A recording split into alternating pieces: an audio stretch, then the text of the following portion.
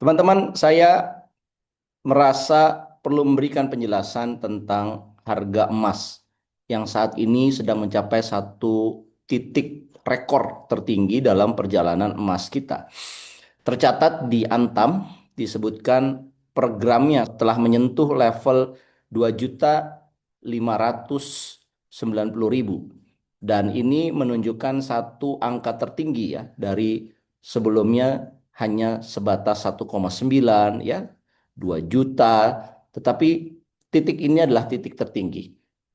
Nah, menurut saya yang perlu kita lihat adalah apa alasan dibalik kenaikan itu.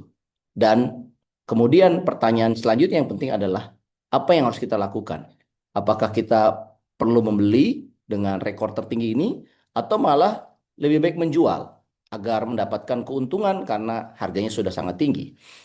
Untuk menjawab dua pertanyaan itu, izinkan saya terlebih dahulu memberikan satu pandangan bahwa sesungguhnya kenaikan harga emas tercatat tidak hanya di Indonesia, tetapi di seluruh dunia. Reuters misalkan mengatakan bahwa harga emas global memang mengalami kenaikan. Saat ini menembus level 4.500 US dollar per troy ounce. Dan ini disebabkan oleh berbagai faktor. Faktor pertama adalah karena dunia melihat ketidakpastian di masa depan.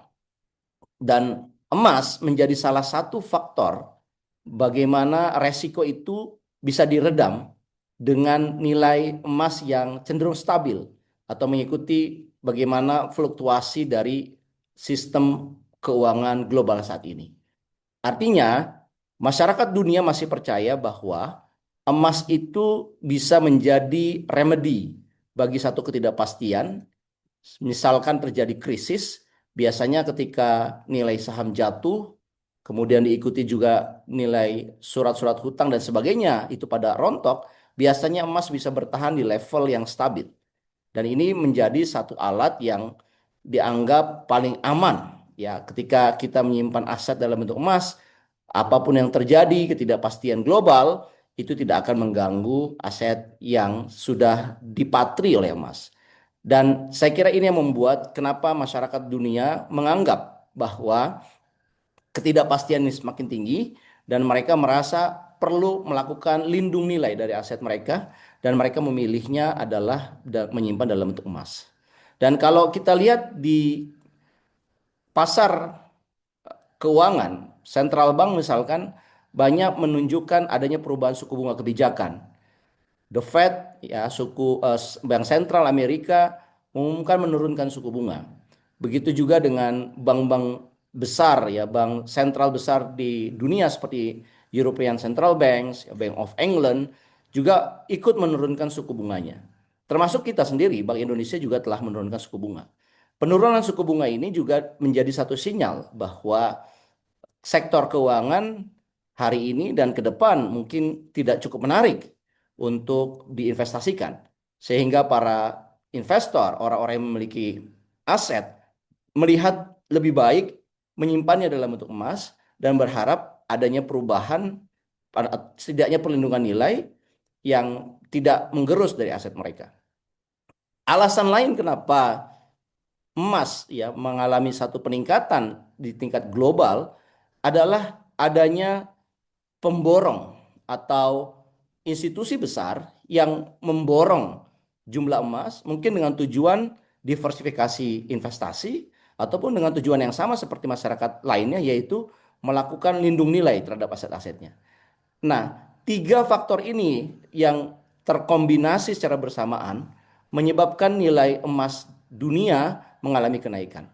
Dan kita tahu bahwa Indonesia tidak terlepas dari hubungan interconnected antar satu sama lain sebagai bagian dari dunia, tentunya emas domestik juga mengalami kenaikan. Antam telah saya sebutkan tadi di awal mengumumkan bahwa per 24 Desember hari ini itu menunjukkan di level 2.590.000 rupiah dan saya kira jumlah ini adalah jumlah tertinggi yang pernah dicapai oleh emas Antam kita. Dan ini banyak masyarakat bertanya apakah lebih baik beli atau lebih baik jual. Dan saya kira kalau boleh saya memberikan satu pandangan bahwa menjual atau membeli, setiap individu punya satu referensi yang berbeda. Ada individu yang menginginkan motifnya didominasi dengan spekulatif, maka dia lebih cenderung menjual. Karena mungkin dia beranggapan bahwa harga emas di level ini kemungkinan akan cenderung turun. Jadi dia menjual di harga tinggi adalah satu wisdom untuk orang yang punya motif spekulasi. Tetapi bagi mereka yang memiliki motif untuk melindungi nilai asetnya, maka opsi untuk membeli atau mempertahankan apa yang ada menjadi opsi yang terbaik. Ini kita ibaratkan seseorang yang naik lift di gedung tinggi dan mereka belum pernah mencapai di level tertinggi dari gedung itu. Ada dua orang di situ dan dua orang ini menunjukkan satu respon yang berbeda. Yang pertama ingin buru-buru turun karena dia khawatir dengan ketinggian, ya dia tidak sanggup di level ketinggian yang sangat tinggi buat dia dan akhirnya dia eh, keluar dari lift itu. Atau orang yang berikutnya adalah dia memilih menerima satu kondisi bahwa bisa jadi ini adalah satu level yang bisa tinggi lagi sehingga dia akan bertahan dan dia berharap adanya satu lindung nilai dari level yang dia lebih tinggi lagi. Nah, saya kira masing-masing orang di lift itu akan punya sikap yang berbeda-beda tergantung kepada tujuan dari masing-masing individu itu.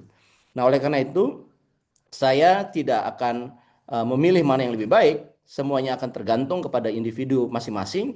Kalau seandainya dia ingin melindungi nilai-nilainya, nilai asetnya, maka memilih untuk bertahan, memegang emas untuk dipegang, tidak terburu-buru dijual, ataupun bahkan dia membeli karena dia merasa perlu melindungi di masa depan karena ketidakpastian semakin tinggi, maka mungkin itu yang terbaik.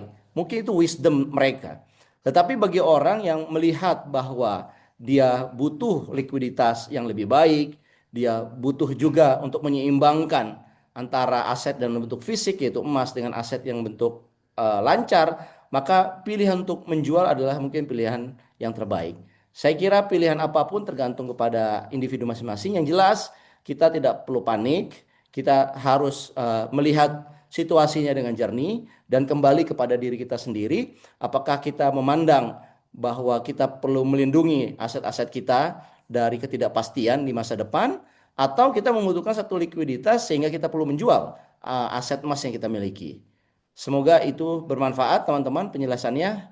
Salam hormat dari kami Ahmad Nur Hidayat. Assalamualaikum warahmatullahi wabarakatuh.